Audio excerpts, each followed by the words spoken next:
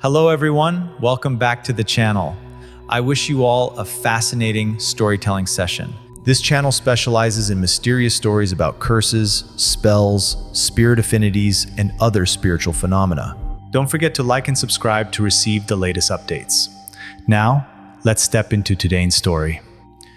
In the previous story, Master Seven encountered a sorcerer named Master Hai Lenh. Hai Lenh lost control of a demon spirit he was raising, and Master Seven helped him recapture it. They realized they shared a connection through the same ancestral sect. Later, Master Hai Lenh invited Master Seven to his home to help his disciple, Kiem. Kiem was a young man in his 20s who had recklessly practiced dark arts and suffered a severe backlash. Master Seven used his righteous energy to stabilize Kiem. Before leaving, Seven noticed a young woman named Kimang, who was Kiem's girlfriend. About 8 months later, around dinner time, someone called out to Master Seven from his front yard. Seven opened the door. A woman rushed in and collapsed, clutching his leg.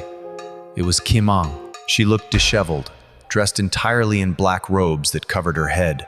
Her face was gray and lifeless. "He is dead," she cried. "Go quickly! Save me!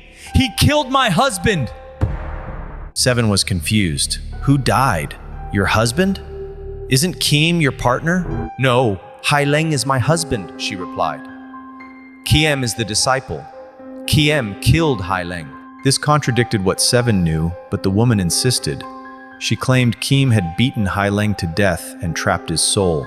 Despite her rude and erratic behavior, Seven packed his equipment, including the 7-star flag he had received from his teachers. They boarded a vehicle to travel to Hai Lengh's home. On the way, Kimang explained her version of events. She said after Seven healed him, Kiem learned the dark arts from Hai Lenh. Kiem demanded Hai Lenh hand over his powerful demon soldiers. When Hai Lenh refused, Kiem destroyed the spirit jars in the house. They fought, and Kiem killed his master. Seven asked, "You are a practitioner too. Why didn't you intervene?" She claimed she was too weak compared to Kiem. She said Hai Lenh was not physically dead yet, but his soul was imprisoned. She had tried to project her soul to find him, but was blocked by Kiem's spirits. They arrived at Hai Lenh's large estate. A crowd had gathered. Seven cleared the room and entered. Hai Lenh lay on a bed, breathing but unresponsive. His body was warm, but his consciousness was gone. Uncle Tom, Kiem's father, was there. He approached Seven. "Where is Kiem?" Uncle Tam asked. "I cannot find him. People say he killed his master, but I do not believe it." Kimon immediately accused Kiem again.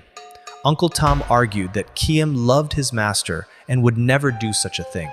Uncle Tom also mentioned that Kimang had been acting suspiciously, disappearing for days and taking items from the house. Seven examined the situation. Kimon suddenly said she needed to go home to get clothes. Before leaving, she warned Seven. "Kiem's power is weakest between 9 p.m. and 10 p.m. You should perform the ritual then." Seven found this advice suspicious. He watched her walk away. She moved strangely, walking on her tiptoes. Seven turned to Uncle Tam. "Go to the market and buy these specific offerings. I will set up a ritual in the courtyard tonight." That night, around 9 p.m., Seven set up a defensive formation using 4 talismans at the corners of the yard. He placed Hai Lenh's body on a mat in the center. 50 seconds, be cautious. He drew a protective charm on Hai Lenh's chest and tied a red thread connecting Hai Lenh's hand to his own. 10 minutes later, a figure crashed through the gate. It was Kimang. She rushed at Seven from behind, clawing at his neck. "Why haven't you left yet?" she shrieked in a man's voice. "Why haven't you projected your soul?" Uncle Tam, hiding nearby, rushed out and slapped a talisman Seven had given him onto her back. She collapsed, convulsing. Seven turned and applied a seal to her forehead. "Why haven't you gone?" the entity inside her screamed. Seven realized the trap. The entity wanted him to project his soul into the shadow realm so it could destroy his empty body. Seven moved the seal to the top of her head to expel the possessing spirit. The body went limp, and a foul fluid leaked out. The red threads of the trap tightened around an invisible form. In the corners of the yard, 4 bagua mirrors reflected light into the center. They trapped a bouncing, fleshy sphere of energy. This was the demon. 7 trapped it in a large jar and sealed it. Behind him, Kim A's body began to disintegrate rapidly. She had been dead for a long time. Her corpse had been preserved by the possessing spirit. Uncle Tam was horrified. 7 explained that someone had killed Kim Ang, possessed her corpse, and used it to lure 7 into a trap. The real mastermind was likely the husband she spoke of, or the person controlling the spirit. Hai Lenh suddenly woke up. He sat up and asked, "Where is Kim?" 7 explained the situation. Hai Lenh revealed the truth. The enemy was a sorcerer named Tong, Kim Ang's older brother. Hai Lenh confessed his sin. He had been having an affair with Kim Ang. However, he lusted after her younger sister, Lien. One day, he assaulted Lien, and she accidentally died. Panic-stricken, Hai Lenh tried to trap Lien's soul to create a ghost child. Kim Ang discovered this and fought him. She fled to get her brother, Tong. Tong returned, killed Kim Ang in a magical duel, and enslaved her soul. He then attacked Hai Lenh, stole his demon spirits, and captured Kim. 7 realized Tong was using the stolen spirits to create a massive composite demon. Late that night, the mirrors in the yard rattled. 7 saw a faint signal of light. It was a fragment of Kim's soul trying to return. The fragment communicated that Kim's body and main soul were being held captive nearby, blindfolded and hidden. 7 set up a soul-tracking lantern using bamboo and charms.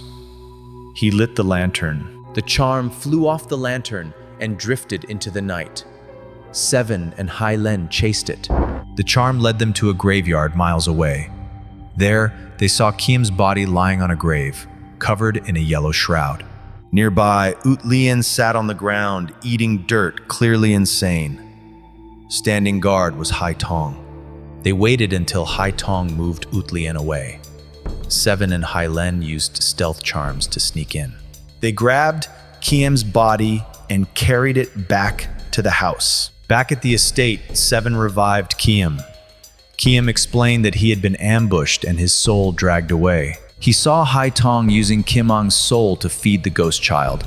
7 prepared for the inevitable counterattack. He set up a new formation in the yard, using rice, salt, and ash. Around 11 p.m., the wind howled. 3 shadowy figures appeared on the treetops, then vanished. Suddenly, a massive, grotesque entity formed in the yard. It had 4 fangs and radiated immense pressure. It was the ghost child. 7 used the 7-star flag and a thunder charm. He struck the entity, splitting it into 3 parts. The parts fell into the rice and salt trap, burning like raw meat on a grill. Hai Lenh tried to capture the pieces with a jar, but the entity vanished. Heavy footsteps echoed, but nothing was visible. 7 used a coin sword and blood to track the invisible entity. He threw the sword. It struck mid-air, causing a blue explosion. The entity revealed itself, a towering mass of limbs and heads.